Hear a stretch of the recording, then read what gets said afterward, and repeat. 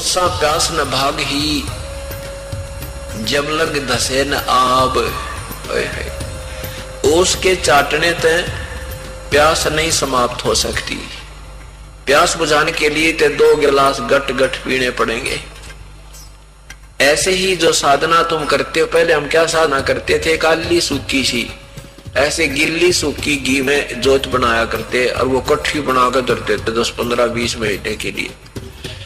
और वो ऐसी होती थी, वो जलाते ही 10 मिनट में ना पकड़े 2 मिनट में बुझ बाज ले।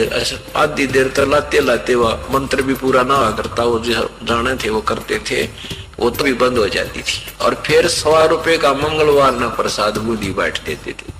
कहते ये तो ओस चाट रहे थे, इससे कोई लाभ आपको भक्ति का नहीं होना था। प्रथम तो ये शास्त्र विरुद्ध होने से वैसे हानिकारक, और जब शास्त्र अनुसार भी तुमने साधना मिल जाए फिर भी सच्चे ढंग से नहीं लगते हो, समय पर दान नहीं कर पाते हो, सेवा नहीं करते हो, सत्संग नहीं सुनते, तो भी ओस चाट रही हो।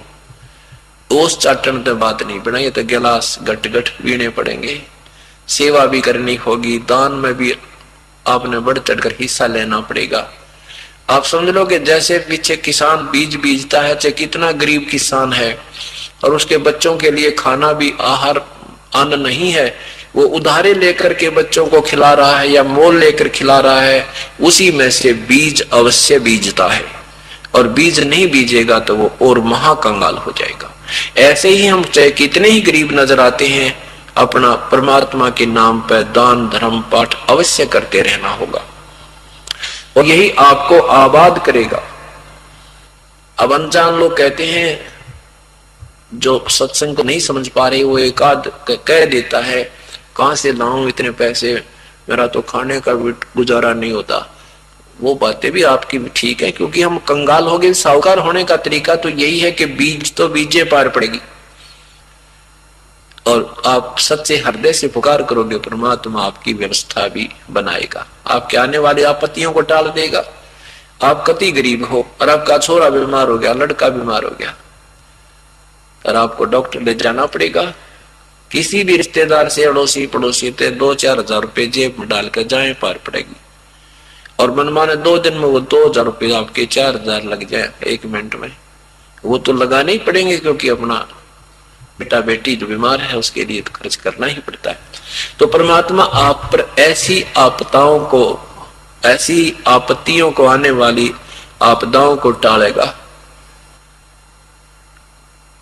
ये सोचकर आप दान कीजिए कि अगर कोई बालक बीमार हो गया, आपका मन 50 रुपए में छूट गया, पीछा ठीक हो गया, और वो 2000 में बिना पीछा छूटे, वो पैसा बर्बाद हो जाना था। इस दृष्टिकोण से दान धर्म पर पूरी रुचि कीजिए। तो क्या बताते हैं परमात्मा कि आपकी भक्ति, जैसे आप नाम भी ले रखा है, इस परमात्मा के चरणों में आती, आपको 1-2 काम तो ये मालिक आपकी सच्ची लगन देकर वैसे ही ठीक कर देगा, अपने कोटे में तो दे देगा आपको सुख। इसलिए कि ये बड़ी आत्मा मुझे पहचान ले, मैं भगवान हूं, केवल इसलिए रहता है। फिर कहता है कि अब तू स्वयं अपने पैरों चल।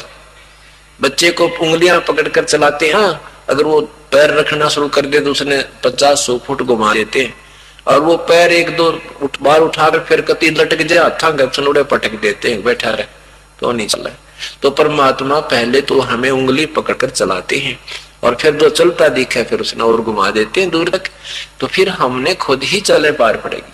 तो परमात्मा को जब आप यहाँ आते हो, प्रभु कबीर परमेश्वर अपने कोटे मत आपको पाए चलने योग्य था आकर्षण देता है कि मैं पूर्ण परमात्मा हूं, और आते ही 1-2 काम तो ऐसा सार देगा आपका, आप सोच भी नहीं सकते। पर हमारे ऊपर आपत्तियों के ढेर होते हैं, हम कंगाल हो गए, हमारी शाखा सूख गई, हमारी वह भक्ति रूपी फसल सूखी पड़ी है, जो हमने शास्त्र विरुद्ध बीज रखी थी, या शास्त्र अनुकूल कर रहे हैं तो ढंग से नहीं कर रहे हैं, दान धर्म पूरा नहीं कर पा रहे, सेवन भी नहीं कर पा रहे हैं, तो उसके लिए कहते हैं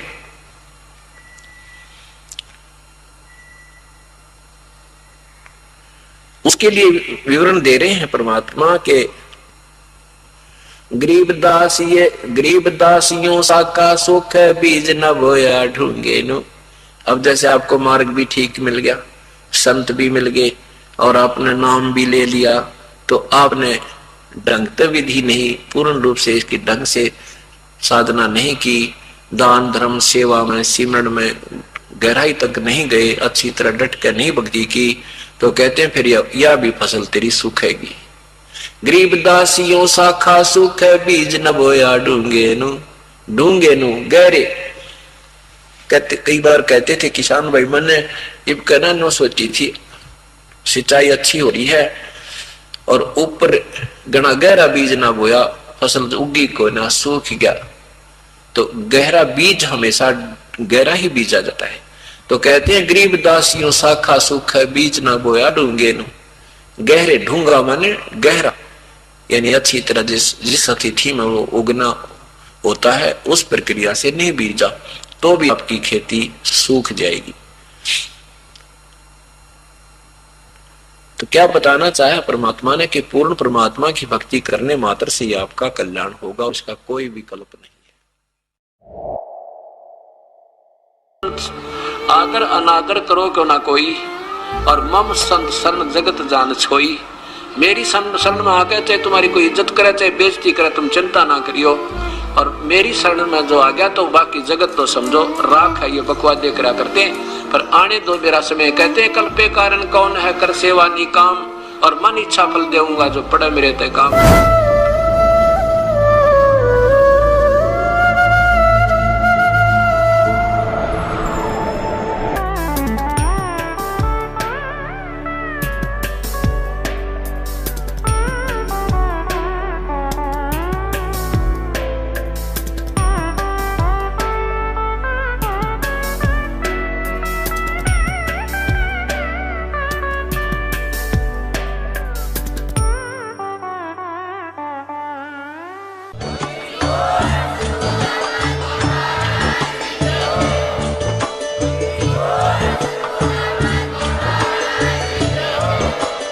आप सुन रहे थे जगत गुरु तत्वदर्शी संत रामपाल जी महाराज जी के मंगल प्रवचन। अधिक जानकारी के लिए विजिट कीजिए हमारी वेबसाइट www.jagatgururampalji.org। संत रामपाल जी महाराज जी के शुभ आशीर्वाद से पूरे विश्व भर में 500 से भी ज्यादा नाम दीक्षा केंद्र हैं, जिन पर संत रामपाल जी महाराज जी द्वारा ऑनलाइन निशुल्क नाम दीक्षा दी जा रही है। अपने नजदीकी नाम दीक्षा केंद्र का पता करने के लिए संपर्क करें 8222880541।